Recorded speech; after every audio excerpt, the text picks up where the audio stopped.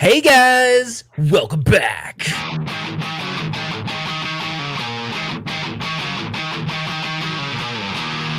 Yeah. What up, weekly? Yeah, guys. All right, we're here, Ralph. How you doing, buddy? I'm good. How's your weekend? It was good. I had a pretty tough week, but I was able to kind of just take a break yesterday and today, and it's been good. That's good. How That's about you? good. Mine was good. We actually spent some time. We Kim's parents came over and we actually went to a park that's by my house and we had What? we actually hung out outside. We were throwing frisbees around and all sorts of stuff. It's actually really nice weather here right now. So dude, honestly, I really needed that. So I'm gonna tell you, Justin, I'm going insane in the house. Insane. But I mean, I know it's necessary. I'm going crazy. Right. Really, and you know that. You witness it firsthand when I go crazy. So I have been. It's not it's not a pretty sight, I'll tell you that. So what's our topic today? Because looking at the thumbnail, it looks like we're talking about Star Wars. I'm pretty excited about that. Huh? No, there's no Star Wars. Just because it says clone consoles doesn't mean Clone Wars. You're no, just relax. Well, kind of like, if you look at the state of all the consoles that are out there, it kind of reminds me of the Civil War that was happening in episode 2 of Star Wars. You Dude, know? you are such a dork. No, let's please move forward. Dork All ball. Right. Dork ball 5000 alert. So what are we talking about then? If we're talking about mini consoles? Okay, so the thing is though, Justin, it's like a wide topic, and I'll tell you why. Because before all these mini consoles exist, there were clone consoles for a long time, right? Some of them came from China, some of them were coming from At Games, but they're all from China. But like At Games was pushing these things, Genesis, they had Atari, they never did NES, but there's a whole bunch of different ones out there. There was a ton of NES ones. It wasn't until recently that we had like officially licensed versions of these mini consoles, but they did exist in some form before. Some of them looking like the original consoles or trying to without the Sega logo, or whatever it was, whatever, console they were trying to copy. I don't know if you remember. Do you remember like maybe 4 or 5 Christmases ago, all over every mall you'd go in, there'd be a kiosk with this fake looking NES thing. It might have been more recent, but you remember those, right? And it was like playing all these NES games. You were like, wait, this ain't legit. Like, what are they doing? Well, and some of the games they'd weave in. So a lot of the ones coming from China, they'd weave in these BS titles that were like they're home brews. They're like really not legitimate NES games. Right. Or there's clones of their own games. So it's like multiple versions of the same game, but like slightly tweaked. It's just, it's been crazy. So like all of this stuff is relatively new. But the cool thing about it is like, I think a lot of our audience probably has their original consoles, may even still use them, but some people might not have them anymore. So it's a way for you to like re-experience these things in a different form, which is cool. I actually appreciate that element of it. Yeah. So we might think that it's only been around for a little while because what made, probably what really kicked off the making it ubiquitous is the NES Classic, right? That came out. Sure. That I mean, they sold how many millions of them, right? Remember when you couldn't even get them? And like people were scalping them online? I mean, it was crazy the cost of them online. That's right. So Zohar, thank you so much for the super chat. He says Genesis Mini is the best, especially with Hackchi. I have 200 games on it and I love it. And so we're going to talk about that, like why it's possible to even hack these units comes to the actual hardware that it's running. And I think we have a really good right here. We got all these various consoles, and we're gonna go through it, kind of like how they changed over time and categorize them, and maybe help you understand what exactly you're playing. We're not going to nerd out too much, but I think it's going to be pretty exciting. So, what do you think, Ralph? Yeah, because I mean, Justin, you said something like we've talked about these mini consoles at length. What's actually inside them, which actually becomes sort of an interesting conversation, because I guess we had a conversation a while ago where I was like, why did all of these, and this is not a dig at the company, it's just what they did, because there's a bunch of series of, like, why were all those At Games consoles that were trying to emulate Sega so bad for so long? And then all of a sudden they were good. Like it went from, and they are, we'll talk about that. Like they were really bad, and all of a sudden it's a shame, but there was this one that they released that was actually good all of a sudden, right? But no one cared because it was almost too late. And then obviously the NES or the M2 did the Genesis Mini, so it was like kind of interesting. So let's take it backwards. So everyone knows about the Legends Ultimate, right? And By the way, one thing. So Super Dimensional is asking, what's that trash in the middle? You go back to the table cam if you don't mind for a minute, yeah. Justin. I have everything here because the reason why there's a lot of things here, and there's some missing. There's some missing like PlayStation Classic and stuff like that, or PlayStation Mini, whatever it was called. The reason why I have these here is because there's some commonality that you'd be surprised between these consoles. Some are really good and some are really bad, but there's some commonality that we want to talk about. And that's why I brought out like a variety, some that are good and some that are actually pretty bad. Yeah, so I think a really cool way to explain it is if we talk first about the Legends Ultimate, because people are pretty familiar with that guy. So that one's using what we're calling, system on a chip or an embedded Linux system. It's actually running Linux on it. It's a quad core processor made by Rockchip. So if you let's go ahead and point, Ralph, at the Sega Genesis made by At Games. Sure, this guy right here. No. Right here. We're going to go there, right? So Yep. This is actually some of the same architecture that's on the Legends Ultimate. It's just back a few generations. So this is kind of like the Legends Ultimate predecessor. So it's running what's called the Monkey. Was it the Monkey King? Is that what it's called? Which is Monkey King 3.66. That's right here. Right, which is basically just a Rockchip rebranded. But this one is the dual core Cortex A7. So this guy can run, Linux on it. So there's an operating system layer, and then there's emulators that run on it. And the other cool thing, Justin, about this one in particular, this was the first one they had where you could actually update it. So had they have gotten something wrong, like let's say something wasn't working right, they had this SD card slot on the side. I'll point it to you so you can see it. So you could update it. So this was new. They didn't have this before, and it did still have one of the unique features of this console was that you could put a cartridge in it, right? So it does have a cartridge slot that does work. Yeah, see, so Zohar, check this out, man. This is what we're trying to help you out. Like, a lot of people are giving At Games some hate, but the console that everyone's talking about that they hate from At Games is not the one that Ralph has on the table. This is basically the Legends Ultimate 0.5. It's actually really good, just like a lot of people. This is the one everyone hated. Right. It's really confusing because they look similar. Ralph, could you show the difference between them cosmetically? So everyone hated on this hard. They were like, emulation is still bad. Audio emulation is still bad. Now, the thing that was tricky is these were really released within like maybe a year, around a year of each other. Right. So how you know the good from the bad? It was one little move. See how it says At Games right here on like the top of the Genesis? If I look over at the other one, they moved the At Games logo to this. It's like almost like etched in the actual device. It's kind of like almost burnt in, it looks like. I don't know what you call that when you like etch into plastic like that. Yeah. But if you can look, you'll see that's how you can tell. That's the only way you can tell, actually. They move the logos, right? But there's more to it, right? The better one, we'll call it the better one, actually has an SD card. You can firmware update it. It has a lot of the same features that eventually made it into the Legends Ultimate, right? So that was a feature that At Games clearly wanted to do going forth. And in our community, the Legends Ultimate being firmware updatable is really, really popular. But the mistake that At Games made is their previous version was not firmware updatable. It looks like if you look on the inside, it does have a USB slot on side, but you'd have to take it apart, right? So there's no external way to easily access the first Sega Genesis, and the emulation didn't come out great. They made some mistakes, and they got burned for it. They really got burned for it. Someone did mention, Super Dimensional mentioned this. I do have this one. It was just I didn't have time to bring it upstairs. There's one that looks like about this big. Oh, right. Mm-hmm. Yeah, and that one's terrible too. But we're gonna actually show you that there's some commonality in them because they ran some software that they used to call Firecore. Any of the ones with that Firecore software, you're gonna notice like major.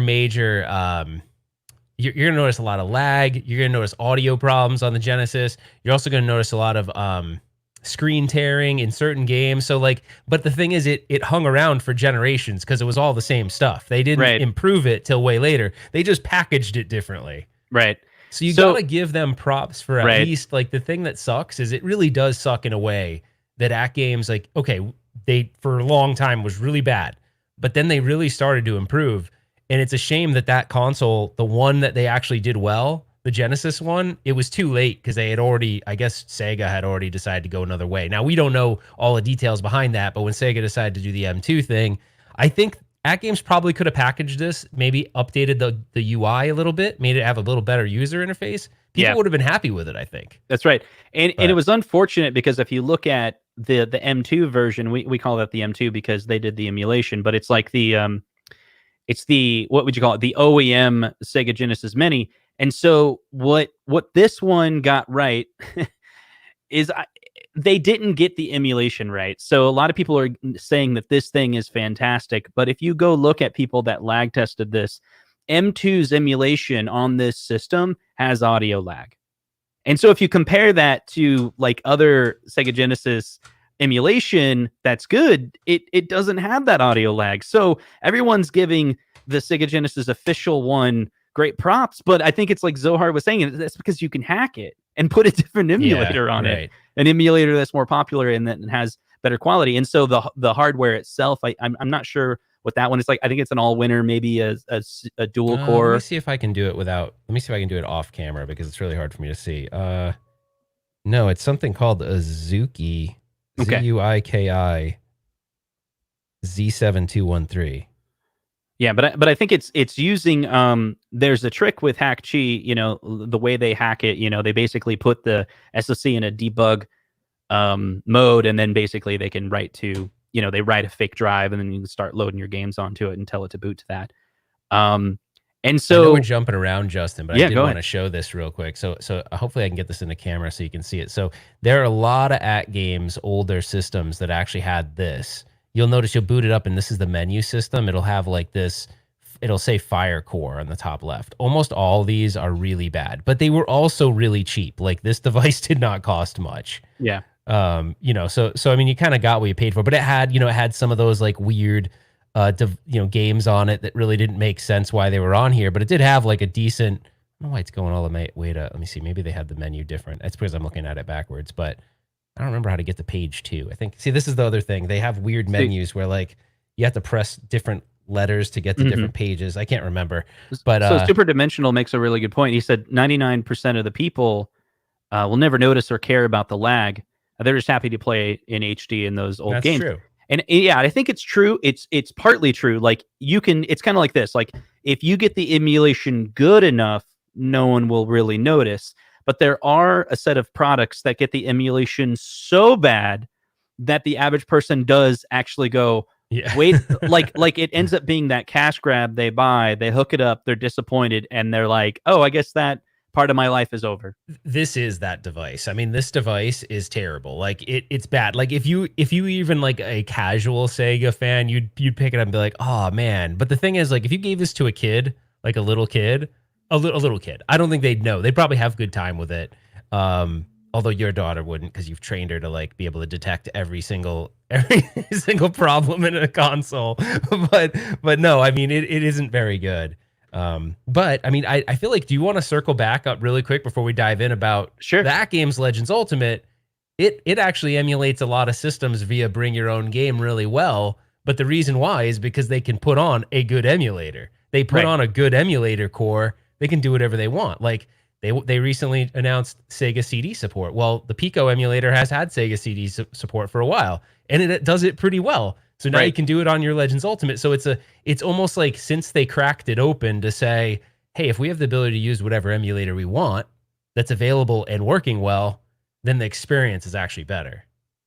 Yeah, that's right. And so if you look at like the 3rd generation arcade 1-up cabinets or the Legends Ultimate itself, it has that baseline that's where it's powerful enough where people can, you know, if they were to sideload games, which is popular among Legends Ultimate, but not popular on the arcade 1-up quad core system that they have, then, you know, it's just like Zohar was talking about with the Sega Genesis Mini. It's powerful enough, the hardware is baseline, that if you sideload with HackChi, other emulators like RetroArch and other things, it plays really, really well. But the reason why it plays really, really well is because it's powerful enough to be able to handle what you throw at it. Super Dimensional is jumping ahead a bit on what we're going to talk about, but I think we should just read this real quick and kind of put this in our brain because park this for a minute. But he says, I feel like once my mister gets here, I'm going to become an emulation snob. And he's laughing about it.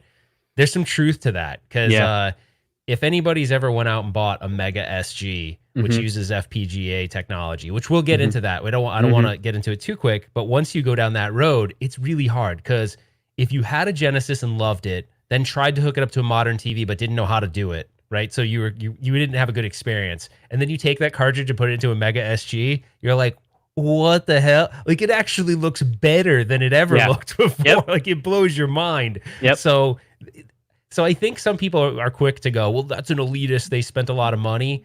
But I gotta say, like, some of these devices, they're worth it. Like, if you're a big fan and you want to recreate it, and you plan on logging a lot of hours, you'll be blown away by a thing like a Mister or a Mega SG, don't you think? Or a Super NT. Yeah, Lewis brings up, so I did pre-order the Polymega, and the Polymega is yet another category of devices that it's new, right? So let's run into that real quick. Let's categorize so we can all use language that we can understand. So a lot of these units, why don't you point them out? So like the joystick on there, these come from this guy. These come from the NES on a chip era, right? So once you go ahead and show what that, I'm going to open it up. How to detect if a system is a NES on a chip.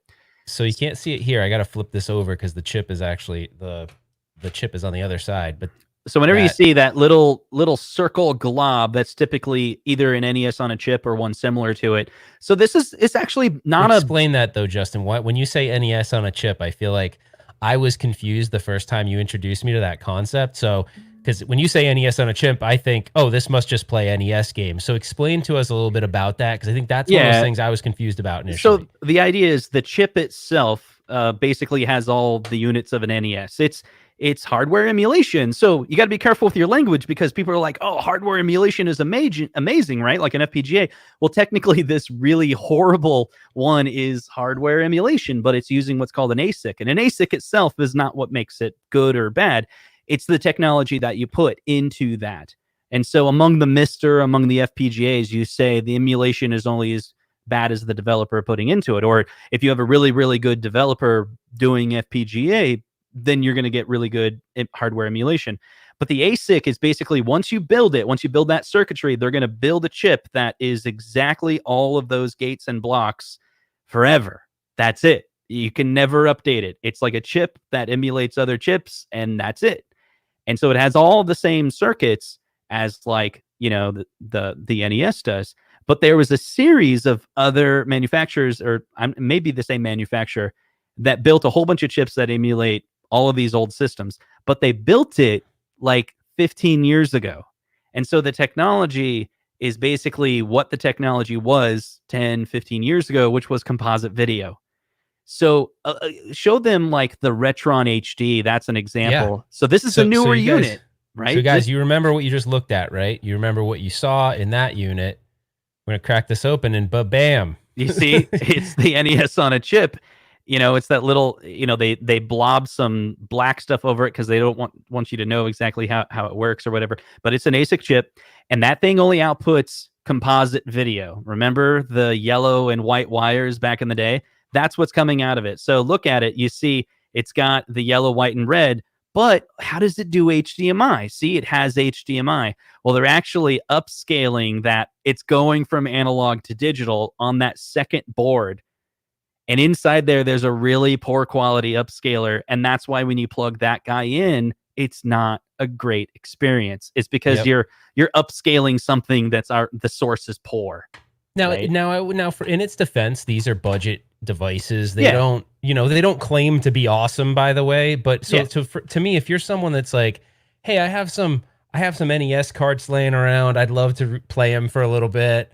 But maybe you don't really, you don't want to spend a lot of money. You can buy something like that fairly cheap, and you'll have fun with it. But when you see what it could look like, I think that's when you go, oh man. If you're a super fan, you start to go like, let's say you were going to log some considerable hours on it.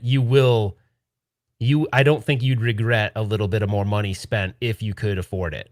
Right. So let's break it down real quick into these three categories. We'll introduce a fourth soon. By the way, Stringer Films, thank you for the what's up to you too, and thank you for the super chat. Appreciate that, bud. Yeah, thank you so much. So go ahead and point out. So the ones that Hold on, wait a minute, Justin. Hold on. What? Lewis has said the most before this episode. Put me back on camera. God damn it! Before this episode, Lewis, I said to Justin, "You should have to come over here and unscrew all these damn things." There were screws flying everywhere, all over my desk, and I was actually like really mad with Justin before we started this. I actually was. He doesn't know this. I was walking downstairs, and Kim saw me, and she's, "What's wrong?" I go, "I'm getting mad at Justin right now, and I feel bad." Yeah, I told you in the beginning, this is the trick when you start taking apart consoles. You get these little plastic containers, right? You get several of them, and then you just pop them in there. Damn you, Justin. Damn you.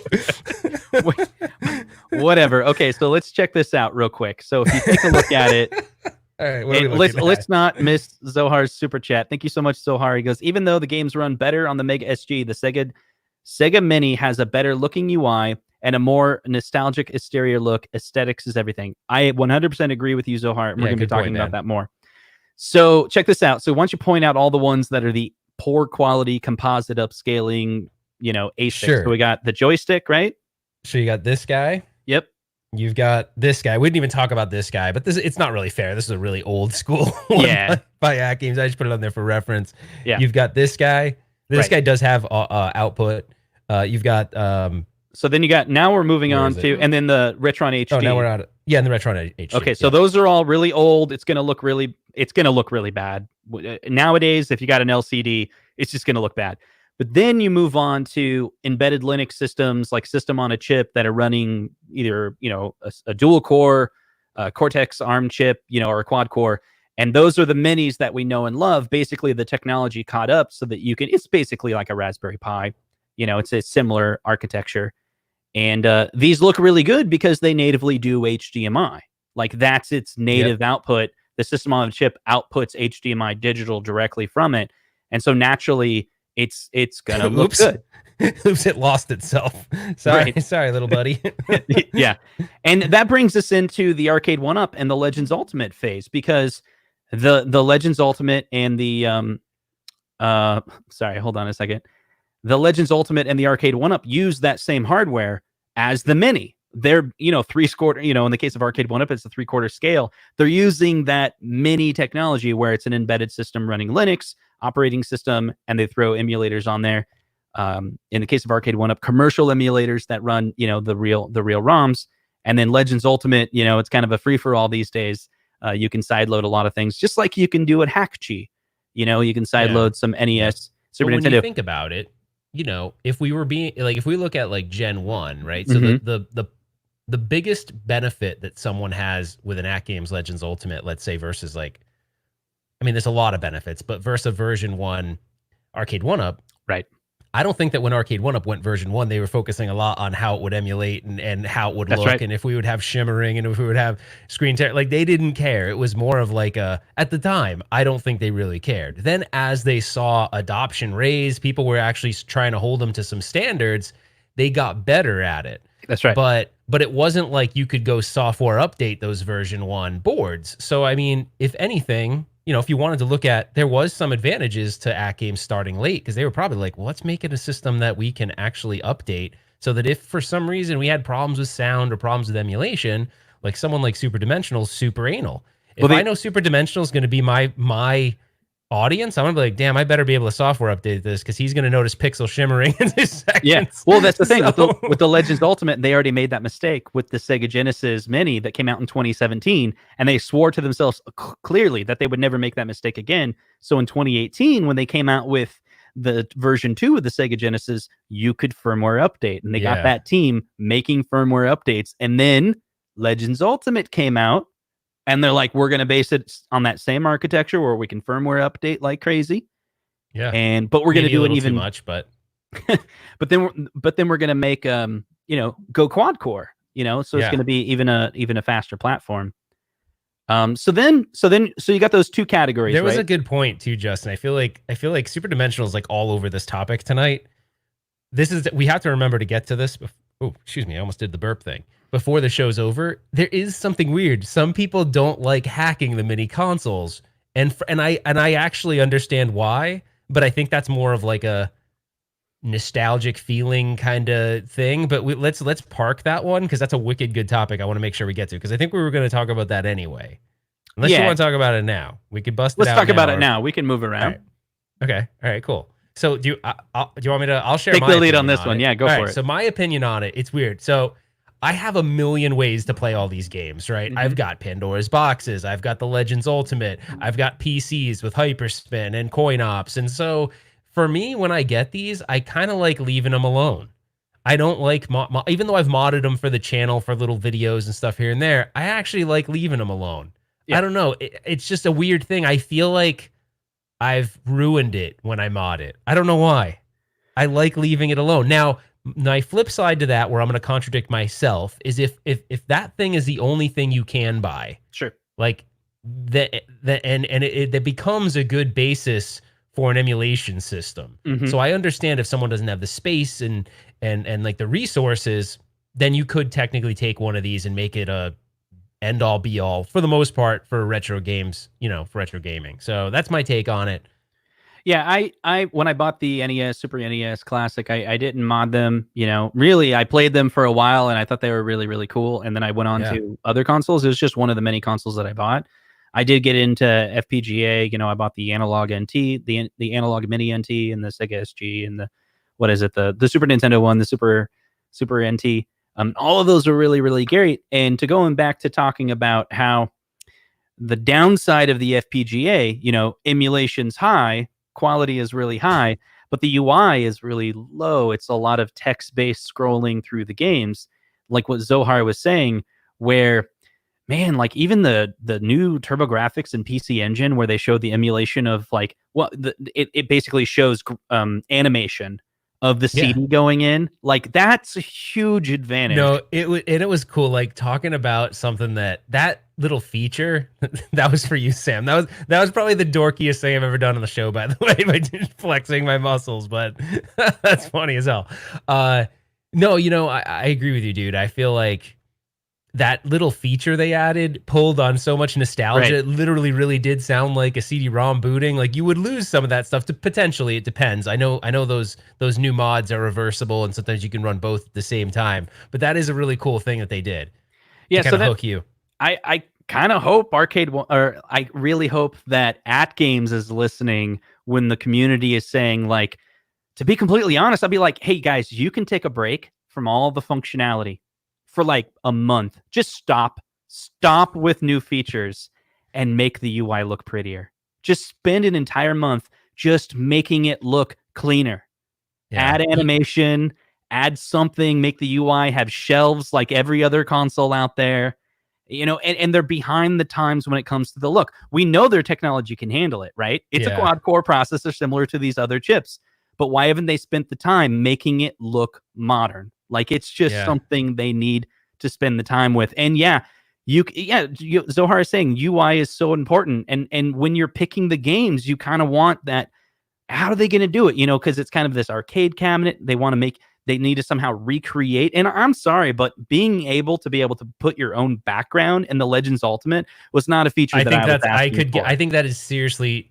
I'm sorry. I'm gonna probably piss a bunch of people off. I think it's super lame because what happens is people put these backgrounds on and then the whole look and feel of the GUI looks like ass. It doesn't look good anymore. You're not a UI designer. And you don't know what a good background would look like against that UI. And I think it was just a patch. They were like, oh, we'll just throw it out there because people are complaining about the UI looking bad.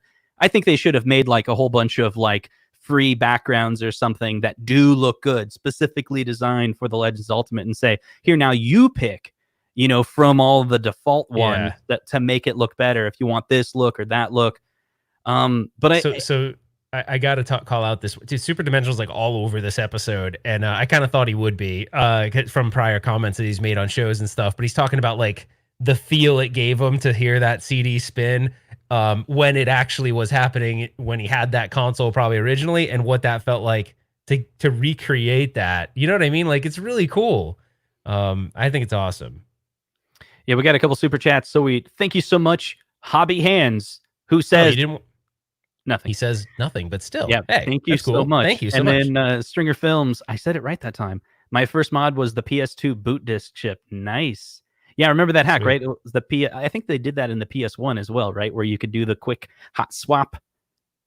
Yeah, there was a Anyway, bunch so of there was allow a you to bunch of play. weird there's a bunch of weird exploits from different consoles of the past. Yeah, I don't know, man. I don't want you, and I don't want you guys to think I actually really do enjoy the Legends Ultimate. I Yeah. actually think it's a pretty cool device. We were talking recently about any arcade that you can buy.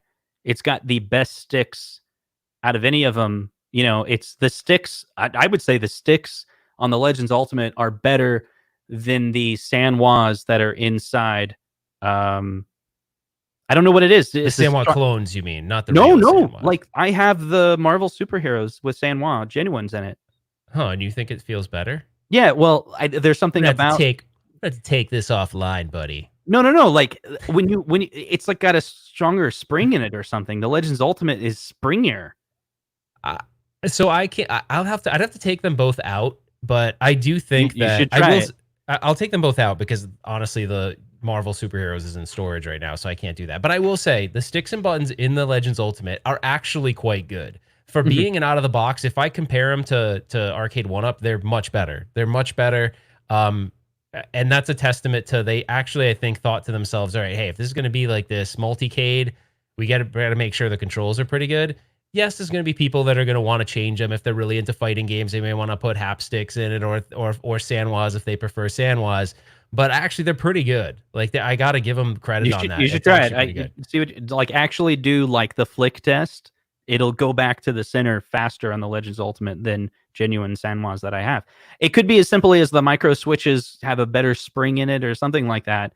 And maybe the Sanwas are more sensitive, but I'm just with a flick making test. fun of me in the chat for having the best Arcade one in storage. I know, but if those of you been watching the channel, I've been trying to make room for real arcades and for just a couple of the 1-Ups I want to keep around. So I'm probably going to sell a lot of them, the ones that I have in my storage, and kind of make room for the next gen ones. Because the problem is like, I can't literally have a channel where I review Arcade 1-Up stuff and buy every cabinet unless I sell some of the cabinets. Like I would have a house filled with like it's just, I can't do that. And I wouldn't be able to feasibly like afford that. So that's a direction I'm going where unless I'm in love with the Arcade 1-Up cabinet, they're more going to be for me to give you guys my opinion of them. And then they move on to the next, kind of next one. I'll keep a small subset of them. Yeah, and Classic Kim will throw them out according to Eminem. All right, let's get to this. Why don't you go ahead, Ralph, with the super chat? Yeah, all right. Sorry, I was distracted because everyone's making Kim comments that are funny, like that Kim will throw them out. Stringer Films. I don't miss the disc sound before disc read error. Yeah, that's true. That would suck when you had like a dirty disc and you're like, please, a disc that was either dirty or scratched, and you could tell it was like trying so hard to read it, and then it doesn't. Like that was the worst. Just saying. See, Sam knows what I'm talking about. Okay. All right. Let me go back. I'm not gonna make any determination until I try it myself. But I want to go back and check that because maybe that's 100% right. So let's take a look at it. What we have here, right? Getting back to it, is just the NES on a chip with the glob, and then we got the system on a chip. That's the best we have up till now. But then the FPGAs. You want me to go get a Mister? Yeah, I have a Mister at that's close by. Yeah, why don't you grab that Mister? Right. And so we're going to be talking about the Mister here for a second. So we're kind of going through, and don't worry, there's a fourth category that's coming up that's going to try to bring it all together. That's not NES on a chip. That's not a system on a chip, and it's not FPGA. It's something completely new that will potentially give you the best of best. That's at least what some companies are promising. So with the FPGA that Ralph has here, come on, Ralph. You prematurely put me on, but all right. So we can put it under the other camera if I can't get a good shot at it. But there's your. Let me see if it'll autofocus. It probably won't because of the way I have my camera set up. Let's put it under the desk camera. Okay, let's do it for this one. So this is, it's a development board, is what it really is. This is So this is called the DE10 Nano. It's right. an Intel DE10 Nano. It's really designed for hardware developers to build an ASIC chip. So let's say that you want to build, you're hired by a company to build a very specific, not a general purpose, but a very specific chip to solve some hardware problem. You would develop it on an FPGA. And so these are gates and circuits that are completely hardware emulated. And so this is the development board. And what's funny about them is you can get them for about $150, but I think they're actually cost more. Right now, Justin, there's something weird going on with them, and maybe someone in the chat can put this in here. They got really expensive. And by the way, this is the basic model with just the acrylic around it, and it's got an SD RAM upgrade. So the reason why I wanted the SD RAM upgrade is because it allows you to play a wider variety of games. But you can buy these with these legit cases and stuff. Right. But because I'm not putting this is something that I play with, and I'm going to be putting it in and out of a rack and stuff, and it's not going to be sitting nice on like a coffee table or something that, like a console. I'm not using it like a console. I'm using it more to just play with and experience. But these are great. I mean, yeah. So the reason why it's great is, think about it. You're a developer and you want to build an ASIC chip that, hardware emulates some other, you want to build an ASIC chip that's gonna have blocks in it, that do your logic and your circuits or whatever. So you develop it in a language that you can update. It's kind of like flashing the firmware of the FPGA, and it actually causes the FPGA to mimic those exact circuits and logics that you're trying to design. And so that's what the board is made for. That's what the company who makes those are for, developers to build that. But the Mr. team took that, right, and said, well, why don't you go buy those? And we're building the hardware emulators for the FPGA that actually emulates the arcade cabinet, that emulates the Nintendo console. So when they say emulate, it's actually emulating the exact chips inside the arcade cabinet, inside an NES, inside a Sega Genesis, hardware by hardware. And you can keep flashing and taking updates. Yeah, we actually, so just to put into perspective, I didn't really know about FPGA for gaming for a little while. But we use FPGAs in the products that the company I work for makes. And the reason why we do is because we sell mainly devices that use SSD or NAND, which is like flash memory devices. The thing is, sometimes hardware technology around it changes. So instead of us having to put in a new device every time, we can actually change the logic around it, which is really cool. So if we want it to act a certain way, we can actually flash it versus, having to actually do a hardware upgrade, which is huge if you're a hardware vendor, like someone that actually sells hardware. If you can keep doing upgrades to the existing platform without having to actually have someone buy something new, that's a huge value. Just like that'd be the same as me giving you a console that, like, let's say a gaming console, or kind of like the Legends Ultimate, but different, where I can go, hey, I can keep making this thing better over time to a point, while we're extending the amount of time before you have to make another investment. And that's huge. If you're a gamer, you buy something, you want to enjoy it for a long period of time without having to buy something new. And FPGAs have given a lot of these companies the ability to like continue to upgrade things without actually having to physically hardware upgrade it every so often. That's right. And so in our case, we can use this hardware. What's great about it is it has HDMI out. So this particular development board is designed for someone to build the circuitries for a video audio system that has HDMI out, which is perfect for hardware emulating an arcade cabinet that you want to plug in to a modern display, right? Yeah. So you actually have, and there's a whole bunch of add-ons that are being developed. Like there's a Mr. JAMA coming out, so you can actually connect into the input-output the JAMA connectors, so you can actually potentially put it in an arcade cabinet. Put it in an arcade cabinet that already has JAMA support. The reason why that's so cool is that there's a lot of boards out there, including the 60-in-1, there's Pandora's boxes, there's all these things that people will go and retrofit arcades with. The problem is the emulation for games like Donkey Kong, if you play it the right way, which so many people haven't played Donkey Kong for a long time the right way, if you're not playing it off the original PCB, the sound is better, the movements are better, it's fast, the speed actually matches what the speed the game was intended to play. So one of the best ways to actually recreate Donkey Kong is with an FPGA. So there's just so many, but Zohar brought up a really good comment earlier before you put this one up there, was that the UI, it wasn't that one, but it's okay. Yeah. The user interface in a Mister to date right now, no one has like cracked the code on creating like some amazing looking user interface. It's mainly just text. Right. So some people might go, oh, but I'm losing that feeling that I get when I boot up my mini console and it does all that, especially like the new TurboGrafx. If we want to point there, the nostalgic feels are there, where you're not going to get that so much in the menu system. The menu system is going to be just basic, right? Unfortunately, so there's that, right? Justin, with all these things, don't you feel like it all comes down to like there's pros and cons of all of them? There isn't like one. Is there one like end all be all solution? I would argue there really isn't. It's kind of a combination sometimes. Yeah, depending on what you want. I think you're right. It's I think time will tell. I think it's possible that we may get we may get some systems out there because people kind of know what they're looking for, what they want. They want a system that's like, an NES classic that has the really high end UI that looks great. But they also want, pretty good emulation. So we wanted to talk about the Polymega because this is kind of... I didn't know you were doing this. Can I add something before you even start? Yeah, go for it. Guess what the light gun is on the Polymofo Mega? What's that?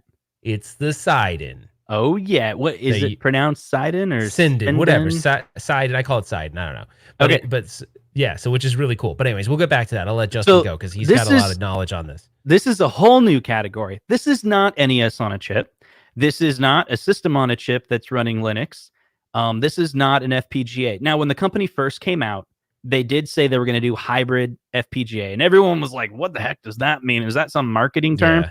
And they just messed up on it. What they wanted to do was basically build a Mister with a UI that looked really good. It looked pretty, yeah. Yeah. So they're like, "Look, we'll put like some Linux operating system on the front end, but all you're doing is when you pick the game, it's going to load the firmware or the core onto the FPGA really fast and then switch over to the FPGA." That's really what they wanted honestly, to do. I know, because really, if that actually was what happened, when you really think about it, that's not difficult to do. You're just saying, all right, when you execute the game, you're using Mr. Core, right? Like using one of the Mr. cores, like that'd be pretty easy to do. Yeah, and they said they were gonna like build their own cores. I don't want to confuse people. They weren't actually going to use the Mr. Core, but it was going to be a core, that emulated NES, Super Nintendo, Sega, TurboGrafx, PC Engine, all that stuff. But that's not what they ended up doing. But what they ended up doing was creating a new category.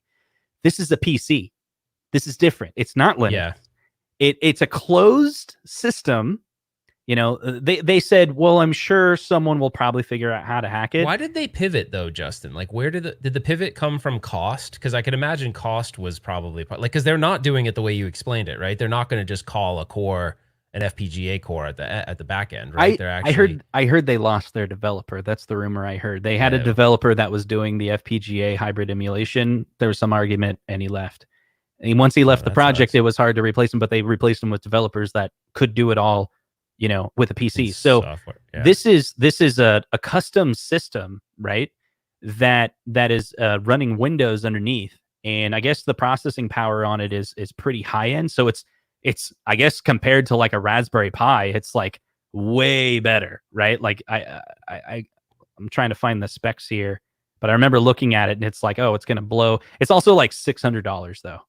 Yeah, that's the killer though. But also look at what it emulates here. Yeah, the support is huge. And then they're doing pretty cool things. I remember reading into it. The reason why they're getting high compatibility, they're not using MAME. They are actually going out to commercial emulators that have support and integrating it onto their system, which we've talked about before, how Arcade 1UP uses Code Mystics, which is a commercial emulator company. Polymega is following that same ideas. They're paying for the license for some of these high-end emulation systems. And I think a few of them maybe were developed by their team. So Justin, you and I have talked about this before. Like this to me is trying to be. I think we didn't even talk about rehearsing it this way. You did this so great, but the way you flew into this, like this is trying to be that perfect solution to the person that wants everything, right? It's like I want everything in one console. Now you're gonna obviously. Check out the UI here, man. The UI does look pretty awesome. So they got carousels, they got grids, they got they're going to allow you to do a search, which is what you look at the animations on scrolling. See how they shade the rows. I'm sorry, this is what I do for a living. Is I do UI development for for a pretty big company, right? And this is attention to detail. Look how well this UI is, and when you go into like it as a content detail page, and the whole idea, this thing, everything you're seeing, you don't download ROMs. You actually dump the ROMs. Like, you take a cartridge, it's all legit. You take the cartridge and you like put it in, and then you can dump it onto it's got like, what is it, like a 2 terabyte drive, I want to say. I'm sorry, Mr. UI developer for a very, very big company. What did you I don't say? know. That came out weird. I don't usually like to say where I work, and I just wanted to I just love it. I just wanted to emphasize that that's why I'm geeking out, because literally all day long. Well, you know, guys, I'm designs. a UI developer for a extremely large company. I'm just kidding. It didn't sound that way. I'm just being a jerk. It didn't sound that way, but dude. check it out. Imagine, taking all the games that you have in your catalog, CD based or cartridge based, and loading it onto your own system. And maybe someone will hack it so you can sideload games, but you also don't have to. You could just. I have a collection of 100 of my favorite NES games, and I think about 40 of my Super Nintendo games. I'm starting to grow on Sega, and the CD games, are, some of them are expensive, some of them are cheap, but I think I could really enjoy this system. So yeah, no, I'm actually looking forward to it. You know what? Actually, I know we're going off topic, but you know what I pre-ordered that I was like, I got all caught up in it, and I don't know why, and I don't want to go down this route because I don't feel very well prepared to talk about it. But I actually pre-ordered the Intellivision Amico. I pre-ordered that. what? I know, but let's save that for another day, because I think the chat's probably gonna blow up with a whole bunch of comments on that, and I don't want to go there on this episode. But I did pre-order that. I'm interested in it for the sense that I want to treat it like this is supposed to be some new console, but let's not even go there. I don't even go there. Oh, that's right. This is the one that actually has, like, they're kind of trying to do the Atari thing, right? Where you're like, hey, I know those old games like will only get you so far, so we're building new ones too. And actually, the Atari was a pretty good one, right? Because if it ever eventually comes out, it actually has that same game that you love from the that DVD player that you bought. What was it called?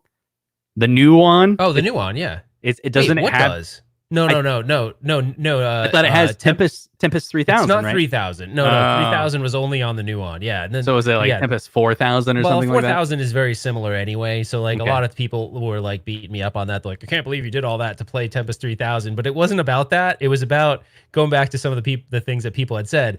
I had an experience where I went to Circuit City, bought this goofy DVD player because some guy convinced me to. And he's like, it plays games. And the first game I put in it was that Tempest 3000. I was like, dude, what the hell? This is cool. Like, it was at that time period, Tempest 3000 looked badass. And the soundtrack was so cool. So if you never saw that live stream I did on it, it's pretty neat. And then we even explored some of the other games in the catalog. After I troubleshooted, it was funny. The episode, people would help me troubleshoot it because it was having some issues. But yeah, no, super fun. Like, I love that. The Amico is a whole different thing. We'll have to talk about it. I think it'd be good for us to do a deep dive on the Amico and how we feel about it, because I feel like it's being talked about a lot online right now. All right. So to wrap up this topic, out of all of the many consoles, I'm sure that many of you have bought many of the consoles. Why don't you go ahead and give us a 1 or 2 word chat? Which one was your favorite? Like, did you really, really love the NES Classic, the Super Nintendo Classic? Any of the ACK games, old ones? Does anyone have that second version of their Sega Genesis that actually takes carts and emulates really, really well? Or did you like the Sega Genesis Mini? Are you liking to hack cheat it up on any of these consoles? Did you absolutely, like the rest of us, die and love the Sony PlayStation Classic? Not. That was a real disappointment. I was really excited about the dude. I know the PlayStation Classic really bummed me out. Like, really I was did. actually really excited about. Like, that one just pisses me. It's a great emulation device if you want to then load emulators on it and hack it. And the easiest way to hack it to me is the Mod My Classic website. Like, they've got a lot of resources to do it super simple. But the thing is, like, that was a really big bummer. Like, Sega had the opportunity, or Sony had the opportunity to do something really special with that. It was so generic. It had no soul. It was like, cool, we're going to release this, and we don't. To me, someone at Sony has to have gotten fired for that, because they took something that could have been this awesome opportunity and kind of poo-pooed on it and released something crappy. It's really unfortunate. So Inspired Imagining LLC said the Atari 2600 Brandon with the SNES because it has Star Fox 2. That was also really cool that they released that. That was actually really cool. That's cool when they go and do. You know what else is a super trend in gaming right now that I love? Have you seen where like they'll release a retro game or a modern game and they'll have like the retro version of it be like interchangeable with the game? So they're doing that with Streets of Rage 4. You're going to be able to play with the old music. Dude, Streets of Rage 4 looks awesome. I'm so excited actually. And we're going to figure out because on that day, I don't care if I have to take the day off of work, and I know I'm going off topic, is I am streaming Streets of Rage 4 that day. I don't even care. I'll stream it for hours, even if there's like two people you guys online. Gonna join us? We're gonna do an all day stream or something like that. So we got more kudos to the Super Nintendo Mini, the Mini and the Sega Mini. Yep, Zohar says the NES Mini was good.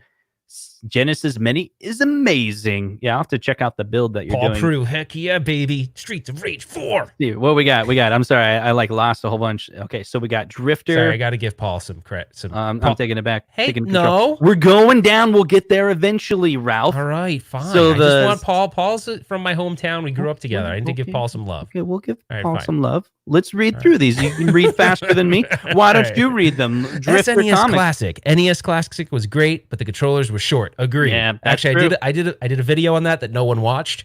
SNES Classic got it right and was an overall great buy. I agree. SNES Classic was awesome. I love that. I actually travel with one in my bag usually, so I have one in my bag with a little Elgato capture card if I want to stream something. I love that SNES Classic. So CT right said PlayStation Classic sucks so bad. It was like $20 for clearance. That's right. I think I have actually like two of them because like a Walmart had it for like $5. So I was like, why not? I know. I bought a second one too, and I don't know why. Dude. First of all, Michael B, the Game Genie, pretty cool. A Canadian joining the show. Actually, we have several Canadian viewers. So, and Michael actually has a YouTube channel as well. So definitely check that out. Only I really ever knew the NES Classic until I started following RetroRalph. RetroRalph. I'm just kidding. What's up, Paul? He was replying to somebody. So then we got the mod. Sam modded both the NES and SNES. Then flashed it back to normal. Nice. Funny. With the face. I love that emoji, by the way. You got to do Zohar now. Nothing beats the huge, ugly Genesis 3-button controller. I love it. It's true. They did a good job with that Genesis controller they threw in with the Sega Mini. That was pretty cool. And this is pretty cool. Jay Jones says he loves his PS Classic because he uses it like a pie in his one-up. Yeah. Yeah. So just curious, actually, put that comment back up real quick. I'm curious, what USB encoder are you using with your PS Classic? I'm going to guess you're using a zero delay one, but I might be wrong. So let us know. That's actually pretty cool because if someone else wants to do that in a arcade one-up or something, it might be cool to know what USB encoder you're using. That's right. Let's see, I got the PlayStation Classic clear for like $15 and modded it. Super Dimensional. At least you got the hardware right on the PS Minis. Yeah, luckily that worked out pretty good. You know what someone mentioned in the chat, and what I think is next, dude. We talked about this before, you and I. The next thing that if they want to just go nostalgia crazy, if they want to take everyone on this, everyone that watches our show, and basically anyone that's about our age, and just capture them with one device, make a solid, really awesome N64 Mini. Oh man. And you've got everyone on here will buy one, guaranteed. I guarantee you. They would, as long as the game, pick the right games, don't screw up on the game list, people would buy the crap out of that. I know it. So I was thinking about, don't think, yeah. Back in the day, I talked to my buddy and I was like, okay, so here's the thing about the N64 Mini, if they ever do it. The controller would be bigger than the Mini itself. So there's like shipping issues, right? Like what, you know what I mean?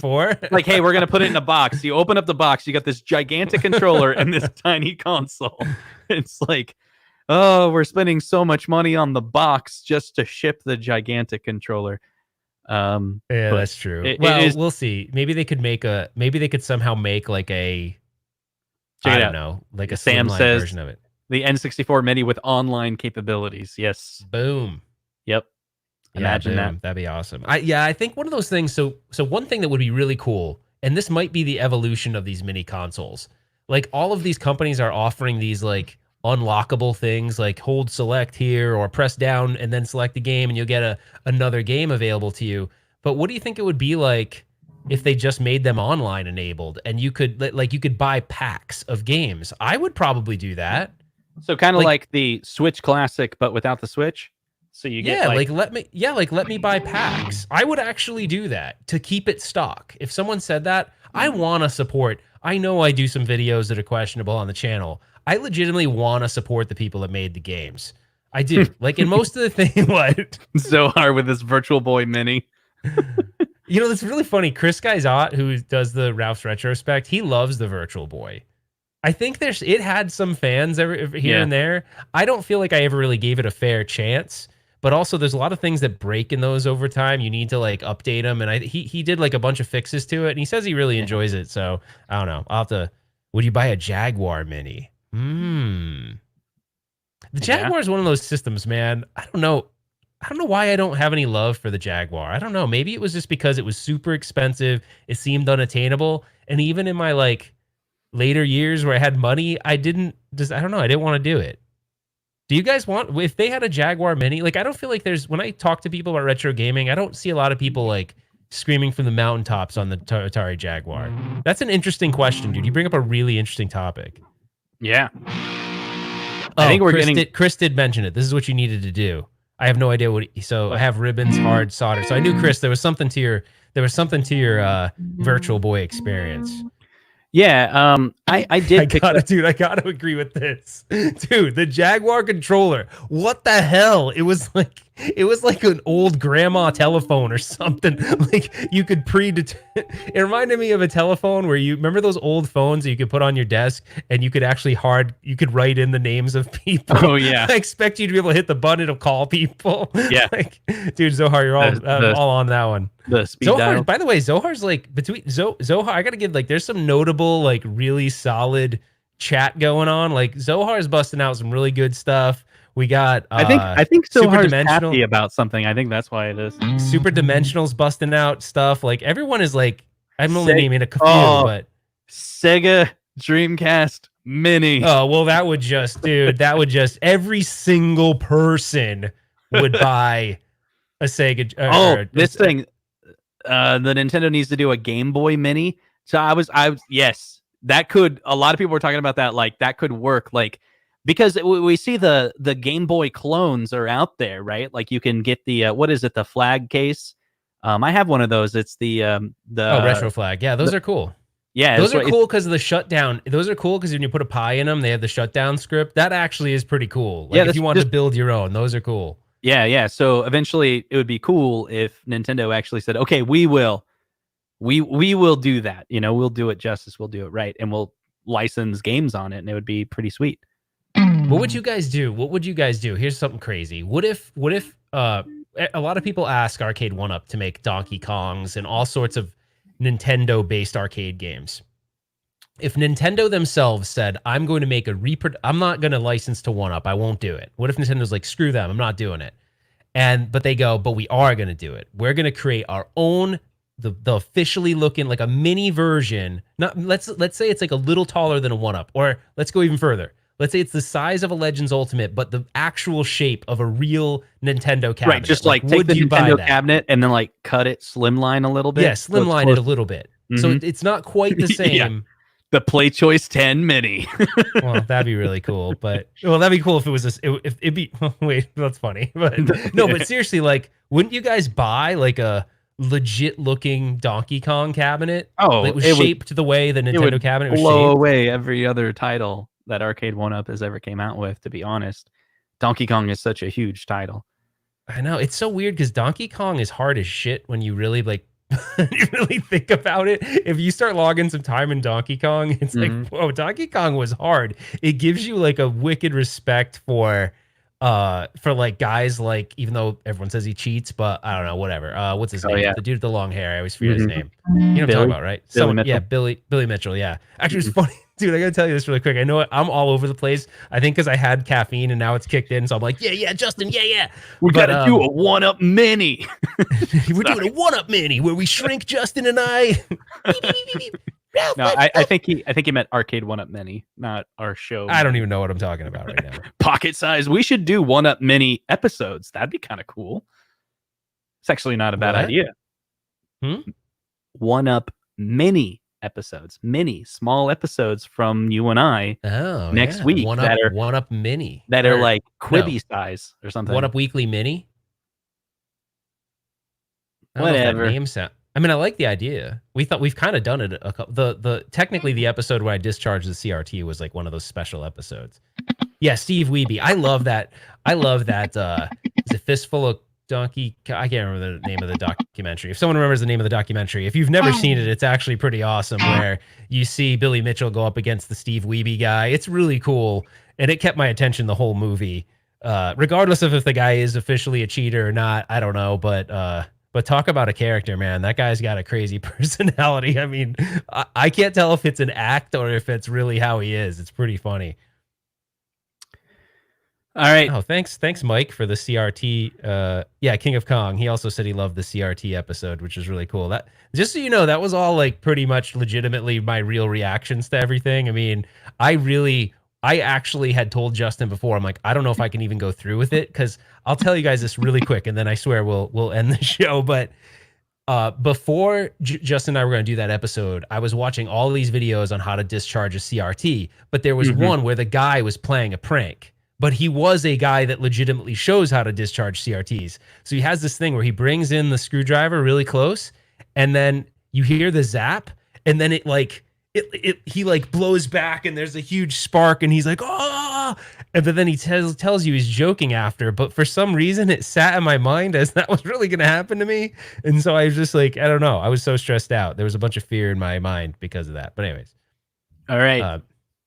Zohar did mention something else that's pretty valuable too. What's he that? mentioned the Insert Coin documentary. I don't know when that's coming out, but that's going to be an awesome one because that focuses on Midway and Williams and the sort of what happened there. It's a really, that's going to probably be an awesome one that we'll want to promote the heck out of when it comes time when that's coming out. Yeah. It's funny. People keep on talking about that. I need to like wail and Thanks, Michael. Do a lead, but I don't know. I'm just not feeling it tonight. What? They want me to rock out, but I'm just not. I do. I want you to rock out. I'm not really feeling it. Why? I think, okay, so right now our system says that we have 142 people watching, and I have a feeling once I start playing our outro song, that number is just gonna plummet. It'd be really cool if the number went up. It'd make me feel better. I don't know, hit that like button or something. It might be guitar time. I did, Ralph, I'm gonna play a song, okay? Everyone's going to hate it.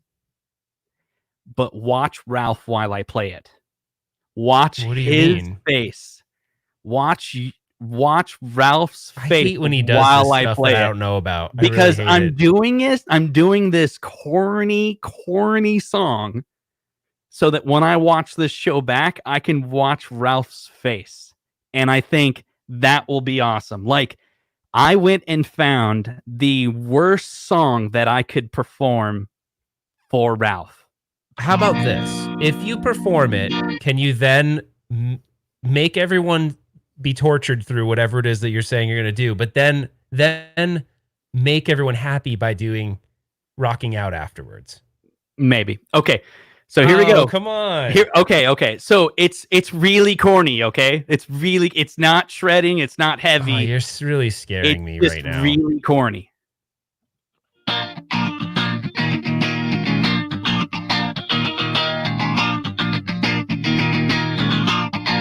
Well, I think it would be nice if I could touch your body. I know not everybody has got a body like Ralph, but I gotta think twice before I give my heart away. I know all the games he plays, cause I play them too. This is really but weird. I need some time off of that emotion. Time to pick my heart up off the floor. Oh, baby, now love comes down without devotion. Cause I take, come on, scream it with me. Take it so baby, but I'm showing you the door. But I gotta have. Yeah, we lost 10 people. Sorry, guys. You lost like 30. You lost like 30 people. Oh man, it's really creepy, everyone's like, that was kind of creepy. So out. Why do you want to touch my body? That's gross. I hugged and. I didn't actually like mean it that way. Oh, how do you mean it? I was just like, playing the song because it's a creepy. Yeah, I guess I could see how it could go that way. Yeah, it was coming over weird. All right, guys, what can Justin do to recuperate to come back from that, please? Have someone do something. And it can't be closing time. I got the only touching we did was in Vegas when we gave the hug, and it was only because you guys said that we had to. Yeah, Max, he's right. Justin explaining it made it worse. I just thought it made it way worse. Like a really corny song, and everyone asks for Freebird a lot. Like a lot. It comes up a lot. I think Freebird is just the song. This is my reaction exactly. CT, that is my reaction exactly. Puking face emoji. I think it's time for final thoughts, right? Let's do final thoughts, Ralph. So, yeah, sorry. If you guys don't know, my favorite show of all time is The Office, and so cringe is funny sometimes, but maybe only for me. All right, Ralph. All right, what did we talk about today? Hey guys, it's Final Thoughts time. So today we talked about this whole entire thing, which is mini consoles. We started with these poor emulation devices, and over time, people realized, wow, there are people that actually want to play this shit. And so the companies got wise, and some of them decided to do cash grabs, but for the most part, they actually gave us some pretty awesome devices which pulled on our nostalgic heartstrings. We know that Justin knows ridiculous things about the insides of these units that most of us don't give a rat's ass about. But you hung out with us for almost an hour, so that was pretty cool. And I think we all learned a little something together. We learned that we love to game. We learned that we love to play, and I didn't rehearse any of this part. Okay, I don't know. Okay, the end got really bad. I was doing all right till you got heavy. I couldn't do it. I didn't know what to say. What's beautiful about these endings is we don't rehearse them at all. Yeah, Justin will tell me, like, sometimes he'll even say he's going to do something, and he does the complete opposite. So which is totally messed up on his part. But I know how I can win it all back for Ralph, because he really likes. Let's do it. I love this little riff.